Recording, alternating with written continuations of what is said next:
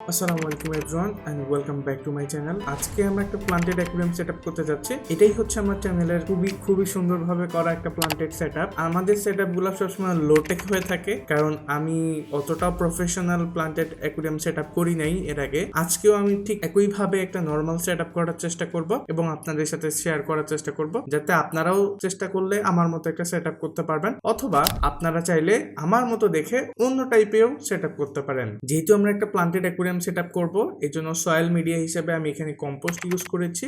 কম্পোস্টটা আমি নার্সারি থেকে সংগ্রহ করেছি 1 কেজি। এটার প্রাইস মোটামুটি 30 থেকে 40 টাকা নিবে। আমি হাত দিয়ে এটাকে একটু ভেঙে নিচ্ছি, কারণ সামান্য গোটা গোটা অংশ আছে।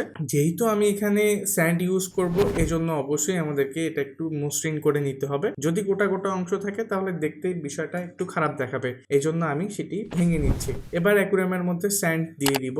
স্যান্ডটা আমি কালেক্ট করেছি একটা কনস্ট্রাকশন এলাকা থেকে, যেখানে বাসার কাজ চলছিল, এন্ড আমি নিচ থেকে জাস্ট বলে সামান্য 1 বালতি স্যান্ড নিয়ে আসি। এন্ড যদিও আমি একদম সিলিটি যে স্যান্ডটা পাওয়া যায় লাল কালারের, ওইটা আমার কাছে বেশি ভালো লাগে। এন্ড ছোট ছোট পাথর মিশ্রণ থাকে, এন্ড দেখতে ভাই অনেক সুন্দর লাগে। একটু দানাদার থাকে ওটা, so that makes the tank looks crazy, but আমি যেটা ইউজ করেছি এইটা খুব একটা খারাপ না, মোটামুটি কাজ চালানোর মতো। এবার ট্যাঙ্কের মধ্যে আমি বগুট দিয়ে দিচ্ছি, বা ড্রিপ রুট যেটাই বলেন না কেন। এটা আপনারা আমার ট্যাঙ্কের মধ্যে অনেকেই দেখেছেন এর আগে, কারণ এই সেম বগুটটা আমি আমার এর আগের প্লান্টেড ট্যাঙ্কে ইউজ করেছিলাম। যেহেতু ওটা এখন আর প্লান্টেড ট্যাঙ্ক আমি রাখবো না, এখন ওটা পোলার প্যারোটের সেট আপ হয়ে গিয়েছে, সো আমি আপাতত এখানে ইউজ করছি। এবং আরেকটা বগুট ইউজ করছি, সেটা গোলাপের একটা অংশ, অর্থাৎ আমি আমার বাগান থেকে কালেক্ট করেছি অনেকদিন আগের পুরনো, অ্যান্ড আমার বাসায় মেক করা। এখন আমি বগুট বা ড্রিপ রুট গুলো দিয়ে দিলাম। এখন আপনি আপনার ইচ্ছা মতো এখানে একটা লুকস দিতে পারেন। আমি চেষ্টা করেছি আমার মতো একটা লুকস দেওয়ার জন্য, অ্যান্ড বগুটগুলোর পাশে আমি পাথরগুলো রাখার চেষ্টা করেছি, অ্যান্ড ছোট পাথরগুলোকে আমি সাইডে সুন্দরভাবে লাগানোর চেষ্টা করেছি, যাতে এখানে একটা পাহাড় টাইপের অথবা মাঝখানে একটা টেম্পল টাইপের সামথিং একটা লুক আসে। যদিও আমার কাছে অত ইনস্ট্রুমেন্ট ছিল না ট্যাঙ্কটাকে আরো সাজানোর জন্য, but it's okay. Now it's time to planting. এখন আমি যে প্লান্টসগুলো লাগাবো, সেই প্লান্টসগুলো খুবই নর্মাল প্লান্টস, এক্সট্রা কোনো CO2 দরকার নাই। মানে আপনি জাস্ট প্রপার অ্যাকুয়ারিয়ামের মধ্যে লাইট দিতে পারলেই সুন্দরভাবে গ্রো করবে। কিন্তু যদি বেশি লাইট দিয়ে ফেলেন তখন আবার অ্যালগি ইস্যু হয়ে যাবে।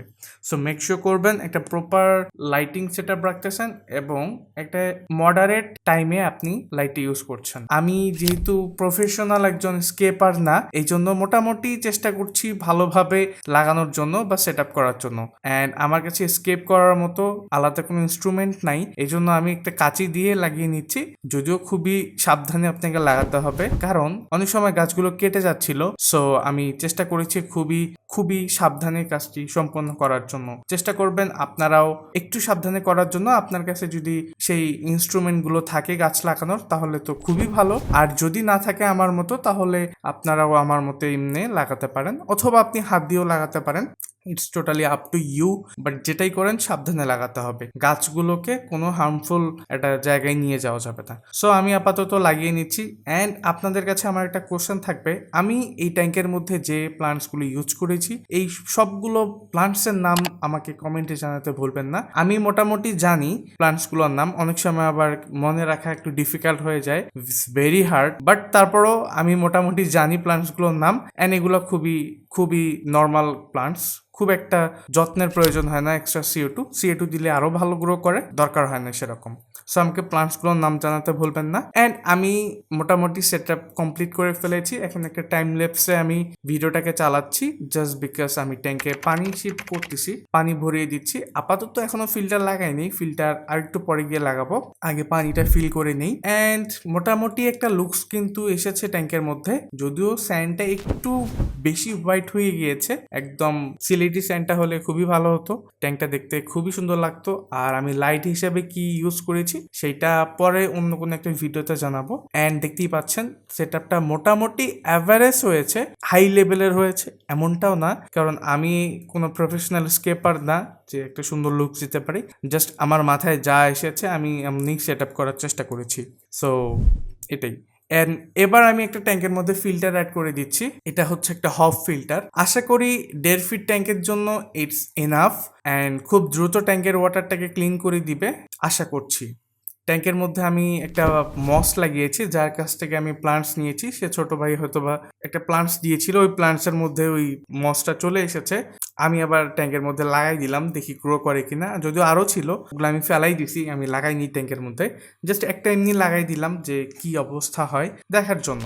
এখন যে ভিডিওটা দেখতেছেন এটা মোটামুটি 12 ঘন্টা পরে, অর্থাৎ আমি সেট আপ করার পরের দিন। মোটামুটি যে গাছগুলো একটু নিতিয়ে পড়া ছিল অথবা দুর্বল ছিল, বালুতে মুখ লাগানো ছিল, এখন সেগুলো সবগুলোই লম্বা হয়ে গিয়েছে, অর্থাৎ লাইটের দিকে অগ্রসর হচ্ছে সবাই। এন্ড দেখতে খুবই ভালো লাগছে যে আমার সবগুলো প্লান্টস মোটামুটি একটা পর্যায়ে গিয়ে পৌঁছাচ্ছে। এই সেট আপটা এখন দেখতে এরকম লাগতেছে, কিন্তু কিছুদিন পরে মোটামুটি 1 থেকে 2 মাস সময় লাগবে এটা ফুললি সেটেড হয়ে যেতে। এন্ড তখন দেখতে যা লাগবে এই সেট আপটা, আশা করছি অনেক ভালো লাগবে। কারণ এর আগে সেট আপটাও ঠিক একই রকম ভাবে প্রথমে খুবই খারাপ ছিল, কিন্তু পরে গিয়ে এত সুন্দর লাগতো।